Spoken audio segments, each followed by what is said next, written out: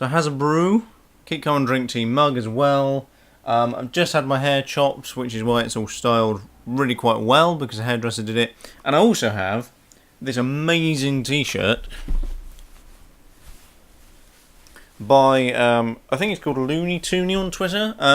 I'll put a link in the description below if we can get it. It's a Coulson t-shirt. It looks amazing. It's so cool. And I have to say I'm very, very impressed with it. But yeah, I'll put the link in the description below where you can actually buy the t-shirt and check out his other shit, because he does some really, really cool stuff. And I discovered him on Twitter and he's really good. I also have some Domino's pizza, some leftovers. Because it's Friday yesterday, it's payday. And I couldn't give a shit. Tell you something else though.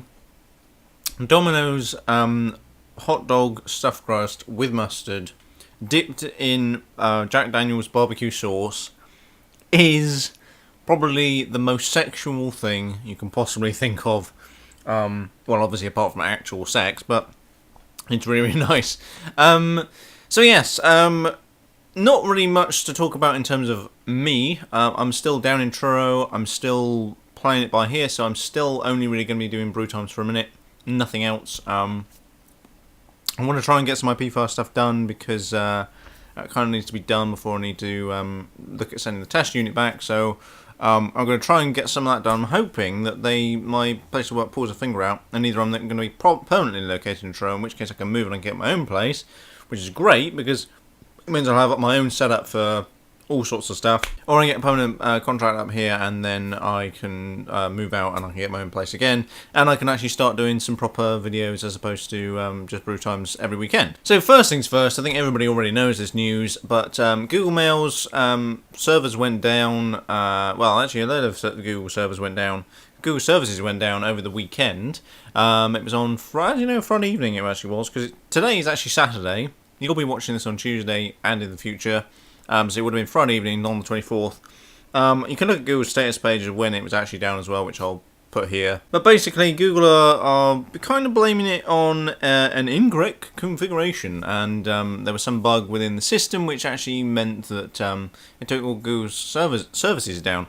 As a secondary to this, there was a guy called David Peck, whose email address somehow, well, the link to Google Mail's or Gmail on Google, if you just type in Gmail, the first result came up with basically when you clicked on it, it sent it rang up a blank email to a guy called David Peck, and he got 500 emails an hour from people just being curious, wondering what's going on. Which actually I don't think it's too bad. 500 an hour, yeah, that's a lot within the day, but actually that's not too bad. It could have been a darn sight worse than that. I don't know whether or not he actually managed to get his email sorted or not, but so yeah, Google services kind of went down for a while. There was loads of big uproar on Twitter for a while, but it didn't really make much difference to me because I didn't have to worry about using Google services all the time. But I mean, that kind of stuff happens. A bit of a bugger for those that are actually using Google services for their business, because obviously they actually lost a lot of money, maybe, possibly. In behind me, you can see the BBC News website, because pretty much most of the stuff I'm going to be taking is kind of from that. Because I couldn't really find most of the Engadget stuff was basically to do with finances and stuff.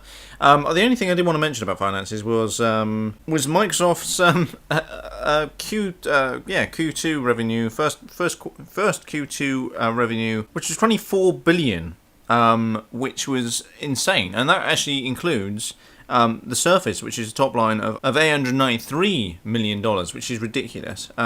Because basically, we were all very surprised that Microsoft actually have done quite well with this, because we all kind of thought, well, I thought certainly that the Surface was a flop, and then by Nokia's a bit of a flop, and so therefore they're going to lose a lot of money. But as it turns out, they're not. People are still buying Windows 8 devices, people are still buying the Surface, and actually, I think Microsoft are in quite good standings as it currently stands. Now, whether or not that's because businesses are still buying Microsoft products and they're keeping them afloat, I don't know. But it's quite interesting because, a lot of the Apple fanboys, especially, are sort of saying, well, Apple are getting, their revenue is ridiculous and overtaking Microsoft and all this other stuff. But actually, from those financial figures, it suggests that Microsoft are actually doing quite well. I mean, $24 billion is a lot of money, and I know obviously for a FTSE, was it FTSE 100 company or whatever? FTSE, I don't know, they are part of the FTSE index, but I'm just trying to think which, is it FTSE 10? FTSE 20? I don't know, whichever part of FTSE they come under, FTSE 100 I think, that is a lot of money, and I mean that's probably not that much in terms of the FTSE index, but that is a lot of money for Microsoft, considering they looked like they were going to tank out. And when you compare it to the likes of Sony, who are struggling with their finances, and Nintendo struggling with their finances at the moment, and it's kind of quite interesting. Other bit of news is that Bitcoin want to create their own version of the internet. What the developers of Bitcoin are actually proposing is that the internet be people owned and people powered like Bitcoin. So you power the internet based on loads of computers around the world that are all owned by people. Individuals like me, or big companies that actually own a load of servers, and they will essentially run the routing and the compute power for the internet, or this new internet they want to create, and they get paid for it, much in the same way that Bitcoin works, which is a really good idea. This is like the best idea ever.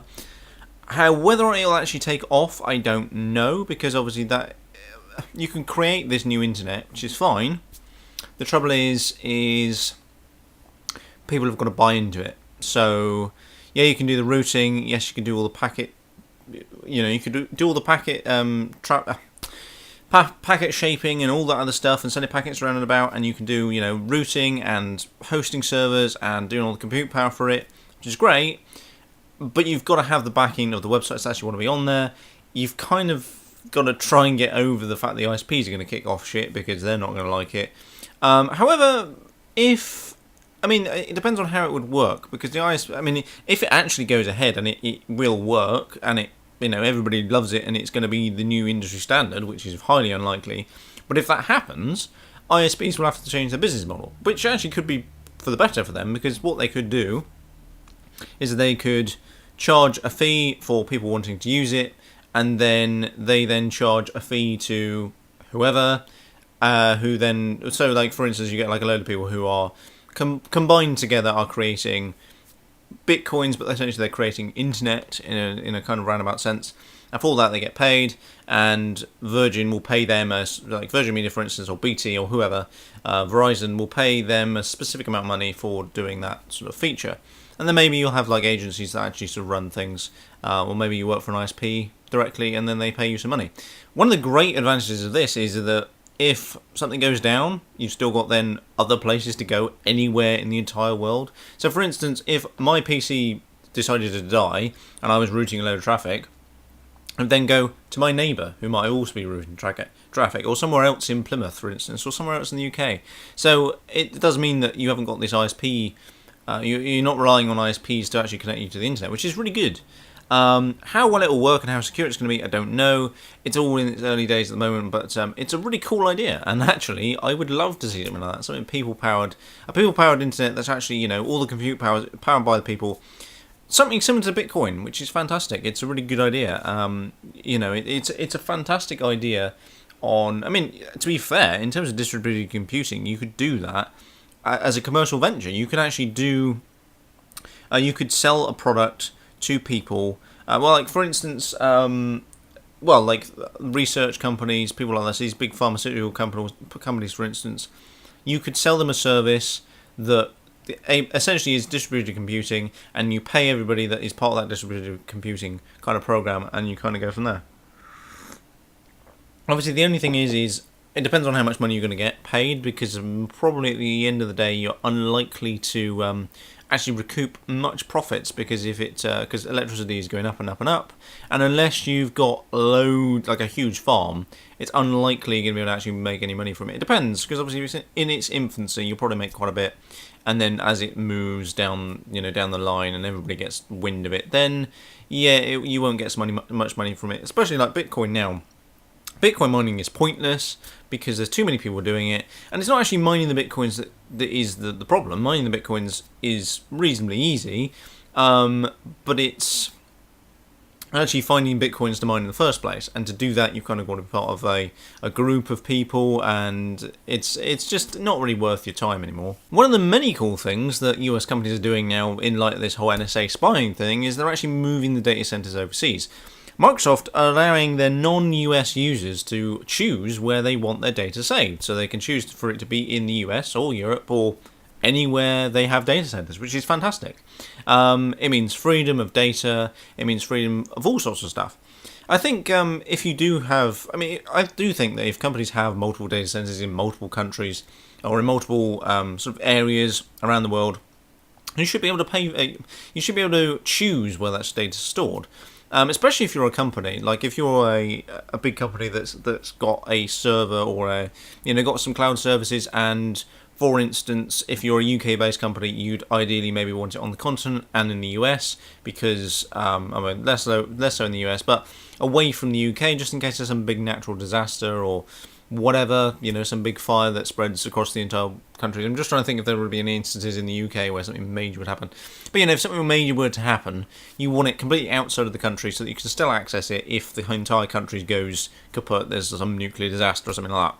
Although if there is a nuclear disaster, it's probably not worth worrying about your data, to be honest. Currently, Microsoft are only allowing this for government organisations and big businesses for a minute. There's no plans at the moment to move this to personal kind of a level stuff, but it is quite cool. I do think, say, as a company, you should be able to choose where you put your data anyway, because you're paying a lot of money, and you kind of want it co-located somewhere else. So this is quite funny because it's obviously true. We didn't even need this to even happen.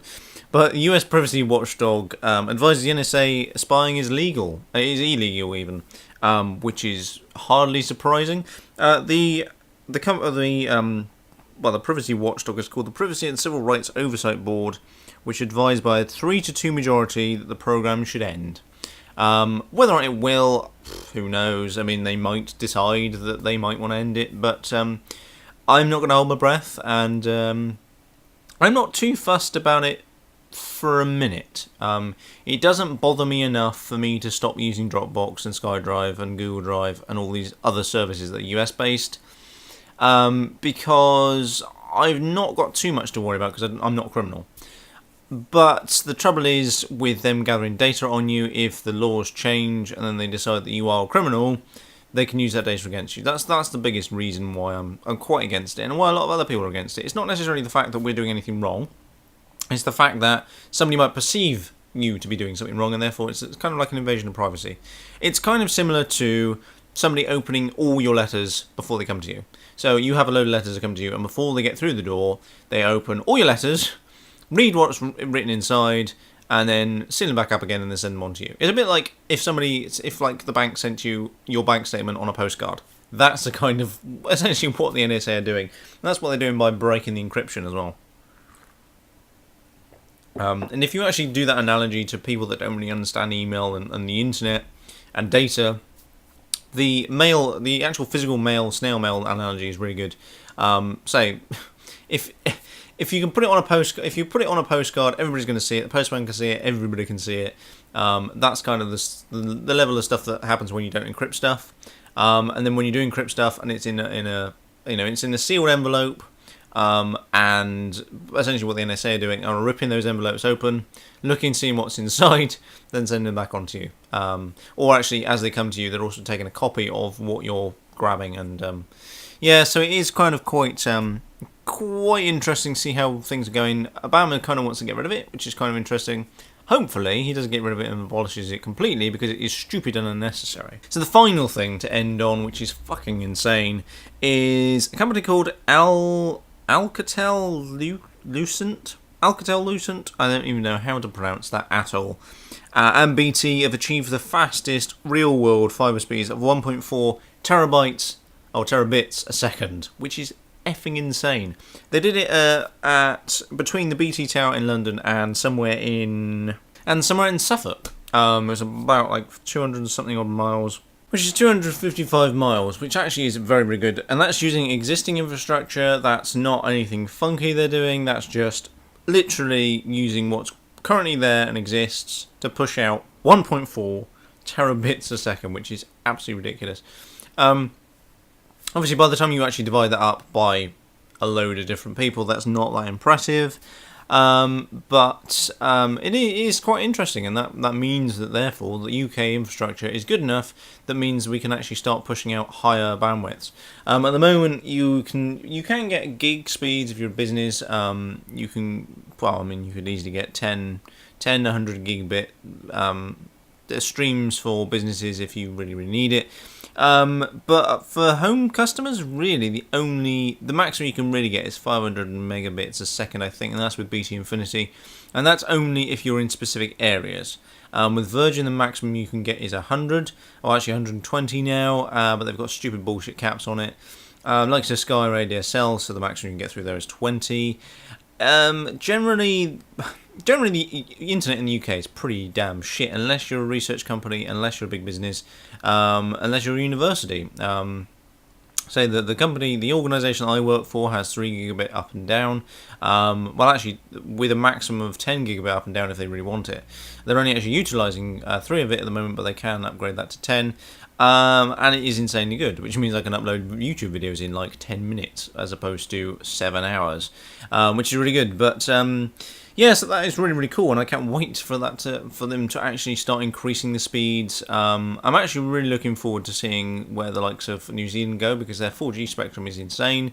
Because they had that earthquake, they can actually start rebuilding infrastructure from scratch and do a really good job. So that would be really cool to see.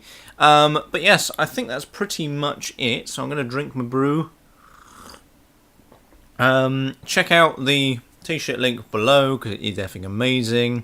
And apart from that, I shall catch you in a later video.